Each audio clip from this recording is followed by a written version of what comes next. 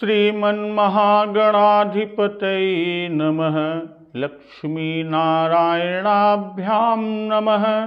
उमामहेश्वराभ्यां नमः। वाणी हिरण्यगर्भाभ्यां नमः। शचीपुरन्दराभ्यां नमः। माता पितृचरणकमलेभ्यो नमः। इष्टदेवताभ्यो नमः। कुलदेवताभ्यो नमः। ग्रामदेवताभ्यो नमः। स्थानदेवताभ्यो नमः। वास्तुदेवताभ्यो नमः। सर्वेभ्यो देवेभ्यो नमः। सर्वेभ्यो ब्राह्मणेभ्यो नमः। ओम सिद्धिबुद्धिसहिताय श्रीमन्महागणाधिपतये नमः। भक्तजन, बाबा गोस्वामी तुलसीदास रचित श्री रामचरितमानस के अर्थ सहित व्याख्या का श्रवण अमृत रसपान हम लोग कर रहे हैं। मुनि विश्वामित्र जी के आने का समाचार मिथिला नरेश जनक जी को मिलता है और जनक जी आकर मुनि के चरणों में मस्तक रखकर प्रणाम करते हैं और मुनि विश्वामित्र जी प्रसन्न होकर जनक जी को आशीर्वाद देते हैं। और उसी समय प्रभु श्री राम और लक्ष्मण जी वहां पर आ पहुंचे, जो कि फुलवारी देखने गए थे। किते ही अवसर आए दो भाई, गए रहे देखन फुलवाई। और इनकी स्थिति को देखकर राजा जनक जी की जो स्थिति होती है कि मूर्ति मधुर मनोहर देखी, भयउ विदेहु विदेहु विसेखी। कि राम जी की मधुर मनोहर मूर्ति को देखकर विदेह यानी राजा जनक जी विशेष रूप से विदेह अर्थात देह की सुध बुध से रहित हो गए, शरीर की कोई ध्यान ही नहीं रहा। और फिर राजा जनक जी मुनि विश्वामित्र जी से कहते हैं कि कहु नाथ सुंदर दो बालक, मुनि कुल तिलक कि नृप कुल पालक। ब्रह्म जो निगम नेति कही गावा, उभय बेस धरि की सोई आवा। सहज विराग रूप मनु मोरा, थकित होत जिमि चंद्र चकोरा। ताते प्रभु पूछो सति भाऊ, कहु नाथ जन करहु दुराऊ। राजा जनक जी कहते हैं कि मैं आपसे सत्य निश्चल भाव से पूछता हूं कि हे नाथ, बताइए, किसी प्रकार का छिपाव ना कीजिए कि ये दोनों सुंदर बालक हैं कौन, और जिनको देखकर कि इन्हीं बिलोकत अति अनुरागा, बरबस ब्रह्म सुख ही मन त्यागा।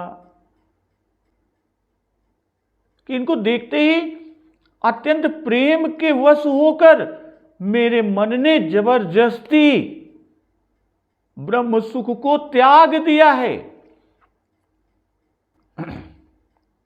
तो मुनि विश्वामित्र जी ने कहा कि रघुकुल मनि दशरथ के जाए, मम हित लागी नरेश पठाए। कि ये रघुकुल मणि महाराज दशरथ जी के पुत्र हैं और मेरे ही हित के लिए राजा ने इन्हें मेरे साथ भेजा है। भाई, राजा ने बालकों का कुल पूछा था कि मुनि कुल तिलक कि नृप कुल पालक।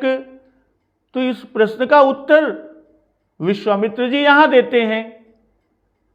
भाई, कुल शब्द है तो वैसे ही यहां उत्तर में कुल कि रघुकुल मणि दशरथ जी हैं। अब मुनि के संग आने से मुनिपुत्र होने का संदेह हुआ। इसी पर मुनि कहते हैं कि हमारे साथ ये राजा जी के भेजने से आए हैं। मम हित लागी कि मम हित लागी नरेश पठाए, कि राजा जी ने केवल हमारे हितार्थ, हमारे हित के लिए, हमारे यज्ञ की रक्षा के लिए, यज्ञ रक्षार्थ ही भेजा था, और यहां आने को नहीं, यानी मिथिला आने के लिए नहीं भेजा था। यहां तो हम अपनी ओर से लिवा लाए हैं। भाई विश्वामित्र जी ने कुल कहा, पिता का नाम कहा, जाति कही, और नरेश से क्षत्रिय वर्ण को दर्शाया, और ऐश्वर्य कहा कि रघुकुल मणि से रघुकुल और उसके मणि दशरथ जी का ऐश्वर्य सूचित हुआ। अब ममहित लाग से आने का प्रयोजन, और दोनों के नाम राम लखन और छुटाई बड़ाई, यानी कौन ज्येष्ठ है, कौन लघु है, कौन बड़ा है, कौन छोटा है। और दो बंधु से कि दोनों बालकों का परस्पर संबंध, दोनों के गुण, कि राम लखन दो बंधु बर, रूपशील बलधाम, मम राख्यो सब साखी जगु, जीते असुर संग्राम। कि ये दोनों बालकों का परस्पर संबंध भी बता दिए, दोनों के गुण कि रूपशील बलधाम हैं, और दशरथ महाराज जी का ब्राह्मण और उनकी उदारता को बताया। भाई रघु जी आदि सभी रघुवंशी ब्राह्मण और दानी होते आए हैं, और उनमें भी ये मणि हैं। तभी तो हमारे हित के लिए ऐसे प्राणप्रिय पुत्रों को हमारे साथ भेज दिया कि रघुकुल मणि दशरथ के जाए, कि इनको ब्रह्म का अवतार दर्शाया, सूचित किया कि ते दशरथ कौशल्या रूपा, कौशलपुरी प्रकट नर भूपा, तिनके गृह अवतरी हूं जाई। जनक जी यह बात जानते हैं कि दशरथ जी के यहां ब्रह्म का अवतार होगा, कि यह सब जाग बलिक कही राखा। अब मम हित लाग, क्या हित किया वह आगे बताते हैं कि मख राख्यो सब साखी जगु, जीते असुर संग्राम। और कहते क्या है, राम लखन दो बंधु बर, रूपशील बलधाम, मख राख्यो सब साखी जगु, जीते असुर संग्राम। कि दोनों यानी राम और लक्ष्मण जी रूपशील और बल के धाम हैं, इसी से दोनों को बर का बंधु बर, और दोनों सदा साथ रहते हैं, और दोनों श्रेष्ठ हैं। और इसके अतिरिक्त और भी छोटे भाई हैं, रूपशील बल धाम, रूप के धाम हैं, अर्थात जो कोई ने देखता है वह मोहित हो जाता है। हम भी तो मोहे कि मुनि चरणन में ले सुत चारी, राम देख मुनि देह बिसारी। आपके संग के सब लोग मोहित हो गए कि भय सब सुखी देखी दो भ्राता, बारी बिलोचन पुलकित गाता। और आप स्वयं मोहित हो गए कि मूर्ति मधुर मनोहर देखी, भयउ विदेहु विदेहु विसेखी। और शीलधाम, भाई पिता को छोड़कर गुरु विप्र या साधु के संग आए और उनका मान रखा, इससे शीलधाम कह रहे हैं। भाई संग्राम में असुरों को जीतने से बलधाम कहा। अब मख राख्यो सब साखी जगु, अजिते असुर संग्राम। दोनों भाई अति सुकुमार हैं और राक्षस महाघोर भयावन और कठोर हैं। तो सुकुमार बालकों का घोर निशाचरों को मारना असंभव प्रतीत होता है कि कह निश्चर यति घोर कठोरा, अकह श्यामल मृदुगात किशोरा। तो इनकी सुकुमारता देख सभी को संदेह हो जाने की संभावना है। और माताओं ने भी संदेह किया कि देख श्याम मृदु मंजुल गाता, कहीं सप्रेम बचन सब माता। मार्ग जात भयावनि भारी, केहि विधि तात ताल का मारी। घोर निशाचर बिकट भट, समर गनहि नहीं काऊ। मारे सहित सहाय किमी, खल मारीच सुबाऊ। और कि मुनि प्रसाद बल तात तुम्हारी, मुनि प्रसाद बलितात तुम्हारी। ईस अनेक करवरे टारी। कि यह सब बात सत्य है और सारा जगत जानता है, कोई चीज छिपी नहीं हुई है। मैं इनकी उत्कर्ष के लिए ऐसा नहीं कह रहा, और यह बात मिथ्या नहीं है, सभी जानते हैं। अजीते असुर संग्राम कि कुछ मंत्र यंत्र माया छल टोटका से नहीं जीतेन, बल्कि सम्मुख संग्राम कई को उनका मारिन है। तो हिया अवतार नाम रूप लीला धाम चारों का कथन कही देहन। भाई दशरथ के जाए से अवतार कहन, राम लखन दो बंधु से नाम बताएं, और रूप मम नाम और रूप को बताए। अब मम हित लागी नरेश पठाए, और जीते असुर संग्राम इससे लीला, और रघुकुल मन से अवध धाम जो रघुकुल की राजधानी है वह कहा। तो मुनि तव चरण देखि कहराऊ, कहि न सकऊं निज पुण्य प्रभाऊ। सुंदर श्याम गौर दो भ्राता, आनंद हूं के आनंद दाता। इनकई प्रीति परस पर पावनी, कहीं न जाई मन भाव सुहावनी। तो राजा जनक जी बोले कि हे मुनि, मुनि तव चरण देखी कहराऊ, कि आपके चरणों के दर्शन पाकर मैं अपने पुण्य के प्रभाव को कह नहीं सकता कि मेरा कितना पुण्य है, जिसके प्रभाव से आपके चरणों का दर्शन मुझे प्राप्त हुआ। कही न सकऊं निज पुण्य प्रभाऊ। और फिर आपके चरणों के प्रभाव से दोनों भाइयों के दर्शन हुए। असुंदर श्याम गौर दो भ्राता, आनंद हूं के आनंद दाता। ये श्याम गौर सुंदर दोनों भाई आनंद को भी आनंद देने वाले हैं। और इनकी परस्पर की पवित्र प्रीति कही कि इन कई प्रीति परस पर पावनी, कहीं न जाई मन भाव सुहावनी। कि इनकी परस्पर की एक दूसरे के प्रति पवित्र प्रीति कहीं नहीं जा सकती, सुहावनी है और मन ही मन भाती है।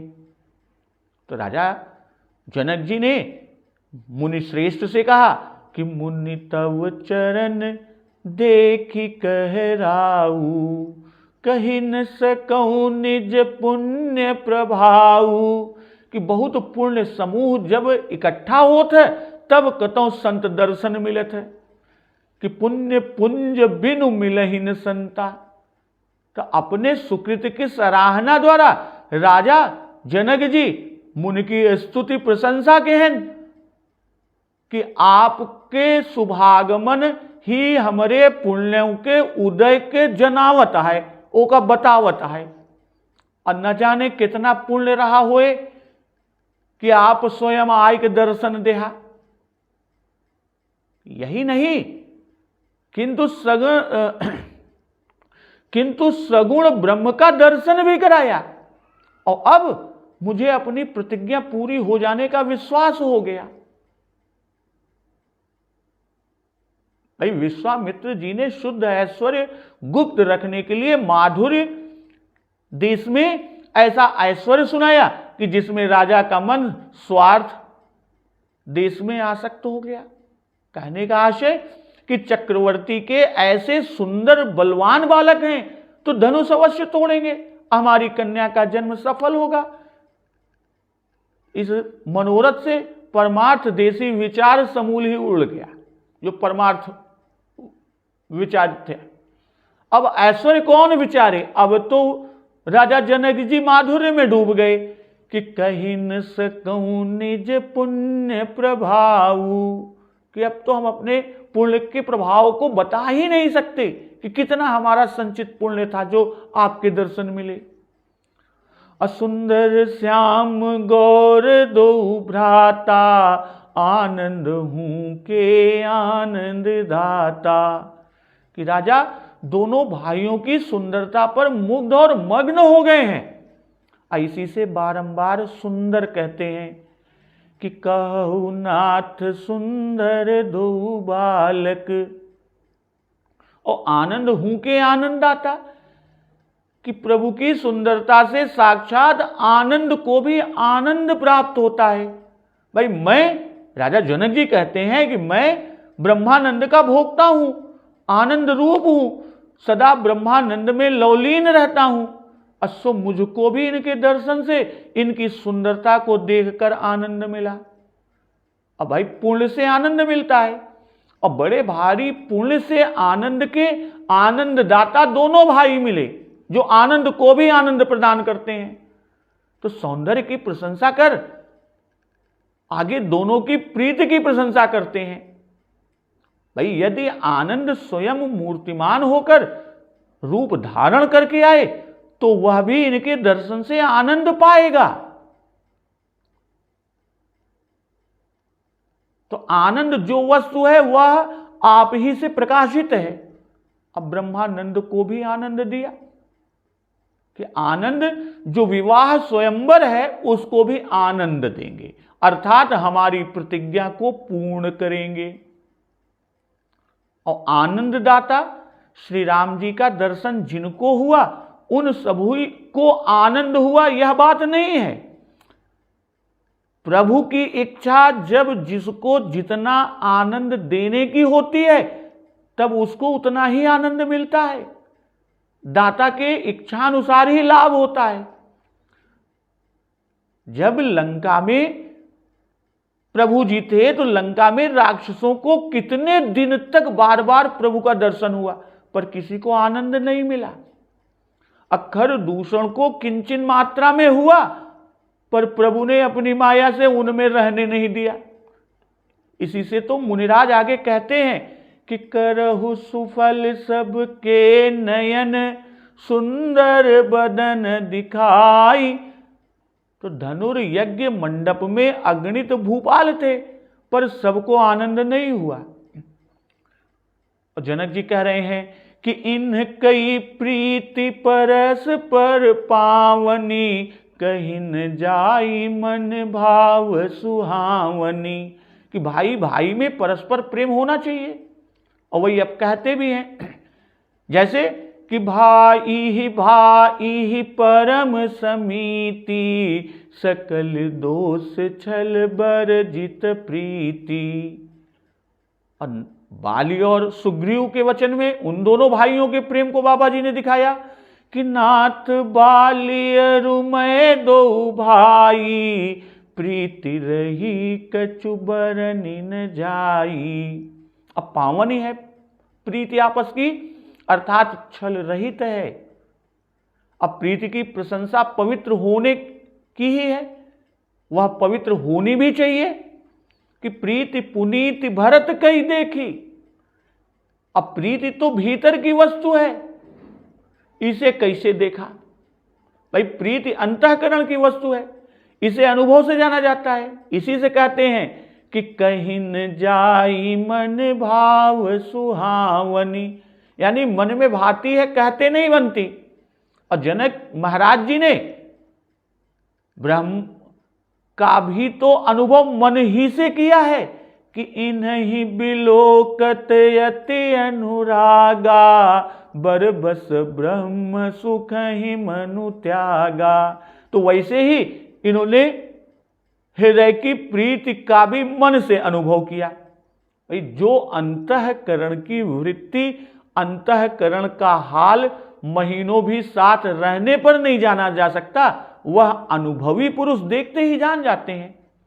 पर भगवान के संबंध की बात तो उनके परम प्यारे भक्त ही जान सकते हैं, कोई अन्य नहीं जान सकता, और वह भी भगवान की कृपा से, अब भगवान के जनाने से, कि सो जानई जेहि देहु जनाई।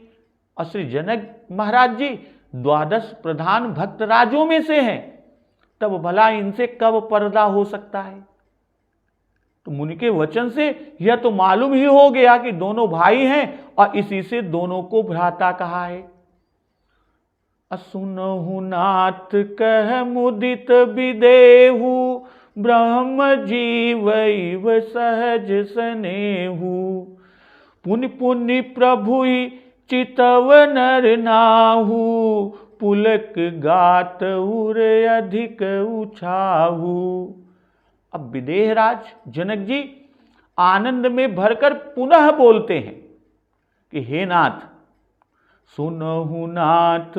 हे नाथ कौन कहता है? कह मुदित विदेहु, यानी प्रसन्न होकर, आनंद में सराबोर होकर जनक जी बोलते हैं कि हे नाथ सुनिए, ब्रह्म जीव इव सहज सनेहु, कि इनका प्रेम ब्रह्म और जीव के समान स्वाभाविक है। अपुनि पुनि प्रभु ही चितव नर नाहु, पुलक गात उर अधिक उछाहु। राजा बारंबार प्रभु को देख रहे हैं और उनके शरीर से पुलक और हृदय में विशेष उत्साह और आनंद है। तो मुदित, सौंदर्य देखकर राजा जी मुदित हुए, प्रसन्न हुए, और प्रीति समझ कर भी मुदित हुए। परस्पर की प्रीति पहले कहते नहीं बनती थी कि कहीं न जाई मन भाव सुहावनी। अब मन में अब एक उपमा आ गई, अतः कहने के लिए प्रसन्न हुए। भाई अपना स्नेह उनमें हो जाने से दोनों भाइयों को ब्रह्म कहा था कि ब्रह्म जो निगम नेति कही गावा, उभय बेस धरि की सोई आवा। क्योंकि भगवत जनों का स्नेह ब्रह्म ही में हो सकता है, किसी अन्य में नहीं हो सकता। अब पुण्य पुण्य चितव, पुण्य पुण्य चितव नर नाहु, यहां पे कहते हैं कि पुण्य पुण्य प्रभु ही चितव नर नाहु, पुलक गात उर अधिक उछाहु। राजा जनक जी श्री राम जी की शोभा में आसक्त हैं, इसी से पुनः पुनः चितवते हैं, पुनः पुनः पलट कर देखते हैं, अब पुनः पुनः प्रभु को देखते हैं। देखने से तृप्ति नहीं होती, जी चाहता है कि देखते ही रहे, और अधिक उछाहु। भाई पुलक से जो उत्साह बाहर देख पड़ता है, उससे भी अधिक उत्साह तो भीतर हृदय में है, और जितनी बार देखते हैं उतनी बार पुलक और दर्शन के लिए अधिक उत्साह होता है, इसी से पुनः पुनः देखते हैं। और अपने मनोरथ के वश राजा बारंबार देखते हैं।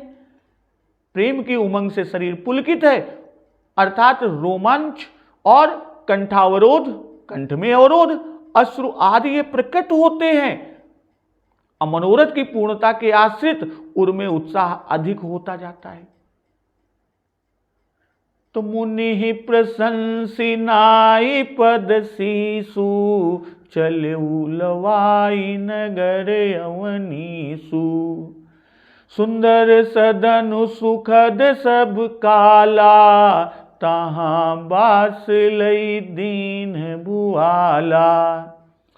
करि पूजा सब विधि सेवकाई, गयऊ राउ गृह विदा कराई। कि मुनि की प्रशंसा बढ़ाई कर और मुनि के चरणों में सिर नवाकर राजा उनको नगर में लिवा गई। असुंदर सदनु सुखद सब काला, तहां बास लई दीन बुआला। सुंदर सदन, स्थान या महल जो सुंदर सुंदर है, जो सब समय में सुखप्रद है, और उसमें राजा जी जनक ने मुनि को ले जाकर वास कराया, उसमें ठहराया। अकर पूजा सब विधि सेवकाई, गयऊ राउ गृह विदा कराई। सब प्रकार से मुनि की सेवा करके राजा विदा मांगकर अपने कमरे में गए, अपने घर में गए, अपने महल में गए। तो मुनि ही प्रशंसी नाई पद सीसु, चलऊ लवाई नगर यवनीसु। प्रशंसा यह कि आप धन्य हैं कि भगवान आकर आपके सेवक बने, और आपकी कृपा से यह दुर्लभ आनंद हमको भी प्राप्त हो गया। आखिर आप विश्व के मित्र ही तो हैं, विश्वामित्र विश्वधन मित्र, और ऐसी कृपा करना आपके योग्य ही थी कि किन्ह प्रणाम चरण धरि माथा। यहां से और नाई पद सीसु तक भाई प्रश्न का उत्तर मिला, कृतज्ञ हैं, अतः चरणों पर सिर रखकर कृतज्ञता बताई, वह दिखाई। अब मुनि विरक्त हैं, वनवासी हैं, वे नगर में रहना कब पसंद करेंगे, इसलिए चरणों में माथा नवाकर प्रार्थना की कि महल में कृपया चलकर हम सबको कृतार्थ कीजिए। और अन्य समस्त राजा राजसमाज ठाठ से हैं, और इन राजकुमारों के पास कुछ भी नहीं, बाहर रहने से इनको कष्ट होगा, और वैसे ही सब मुनि हैं तो किसी के पास कुछ नहीं, इसलिए नगर में लेकर गए। अब यहां प्रश्न कि अमराई में ही क्यों न रहने दिया राजा जनक जी ने विश्वामित्र, प्रभु श्री राम और लक्ष्मण जी को। भाई यहीं पर सारा भोजन का सामान, सारी व्यवस्था भेजकर सेवा करते। तो उत्तर देते हैं कि यहां सब ऋतुओं में सुख नहीं मिल सकता, और दूसरे कि यहां कैसी भी सेवा क्यों न की जाए, कुछ न कुछ त्रुटि बनी रहेगी, कमी होती रहेगी, और नगर में सब प्रकार का सुख मिलेगा। असत्योपाख्यान में इसका कारण कुछ इस प्रकार लिखा है कि राजा जनक जी बोले कि आज हमारा जन्म, तप, राज्य, मिथिलापुरी और यज्ञ ये सब सफल हुए, और आज की रात्रि सुप्रभाता हुई कि जो आज इन चक्रवर्ती राजकुमारों का हमारे यहां आगमन हुआ। हमारे पूर्वज श्री निमि महाराज इक्ष्वाकु के पुत्र हैं, और उस इक्ष्वाकु कुल में इनका जन्म होने से ये इक्ष्वाकु जी के तुल्य और पूजनीय हैं, इसमें संशय नहीं। तो इस तरह कहते और रूप को देखते हुए श्री जनक महाराज मोहित हो गए, और वे मन में यह विचारने लगे कि हमने व्यर्थ में प्रतिज्ञा की, हमारी प्रतिज्ञा रहे न रहे, इन्हीं को सीता ब्याह दे। फिर मन में ही कहने लगे, नहीं नहीं, ये अवश्य धनुष तोड़ेंगे, हमारी ये प्रतिज्ञा अवश्य पूरी करेंगे। और फिर यह विचार कर कि परिवार को इनका दर्शन कराना चाहिए, विश्वामित्र जी से बोलते हैं कि यहां इनका ठहरना उचित नहीं है, यह घर तो इक्ष्वाकु वंश ही का है, हम तो इनके एक दास हैं, वहीं चलकर ठहरिए। बास लई दीन कि साथ ले जाकर उनको दिखाकर उनकी रुचि लेकर वहां पर वास दिया। श्री राम श्री राम। सुंदर सदनु यानी स्थान की बनावट और उसकी सजावट सुंदर है, और सुखद सब काला कि वर्षा, हिम, ग्रीष्म सभी ऋतुओं में सुखदायक है। और सुखद स्थान में वास देने से राजा की अत्यंत श्रद्धा पाई गई कि राजकुमार सहित मुनि यहां सदा बने रहें और हम सेवा करते रहें। तो कर पूजा सब विधि सेवकाई, गयऊ राउ गृह विदा कराई। कि विश्वामित्र जी प्रसिद्ध तेजस्वी और तपस्वी महात्मा हैं और अतिथि हैं, तो अतिथि की पूजा करना उचित है और यह कर्तव्य भी है। सब विधि सेवकाई यानी सब प्रकार की सेवा, अर्थात भोजन की सामग्री, आसन, वस्त्र, भृत्य, पूजन की सामग्री, हवन की सामग्री, यानी हजारों प्रकार की सेवा जो मनुष्य कर सकता है। भाई महात्माओं को जो वस्तु दी जाती है वह सेवकाई यानी सेवा कहलाती है, और वही जब किसी राजा को देते हैं तो उसे जियाफत कहते हैं। तो ऋषय संग रघुवंश मणि करि भोजन विश्राम, बैठे प्रभु भ्राता सहित दिवसु रहा भरि जाम। भाई रघुकुल शिरोमणि श्री रामचंद्र जी ऋषियों के साथ भोजन और विश्राम करके भाई सहित बैठे, तब पहर भर दिन रह गया था। 4 पहरों में 1 पहर बचा था। अब बड़ों की यह रीत भी है, विधि है कि भोजन साथ में करते हैं। अब भोजन करने की यही शोभा भी है कि साथ के ऋषियों के संग भोजन किया।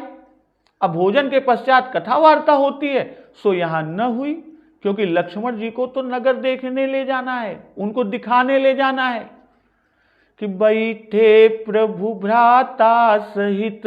भाई नगर देखने की इच्छा है, इसी से भ्राता सहित बैठे, नहीं तो ऋषियों के साथ बैठते।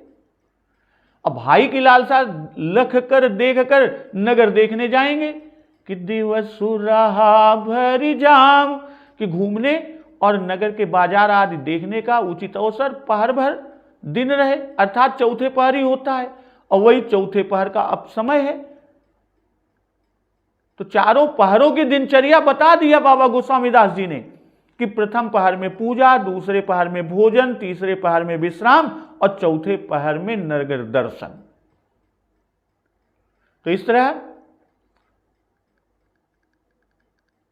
लक्ष्मण जी के हृदय की लालसा को देखकर प्रभु मुनि श्रेष्ठ से किस तरह नगर दर्शन की अनुमति मांगते हैं और लक्ष्मण जी को नगर दर्शन के लिए ले जाने को मुनि किस तरह आज्ञा देते हैं, तो इस कथा का श्रवण अमृतपान हम लोग अगले दिवस की कथा में करेंगे।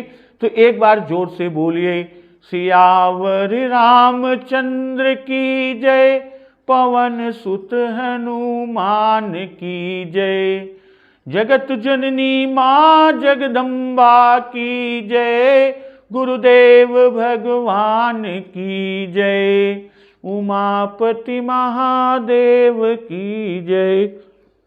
जय श्री राम।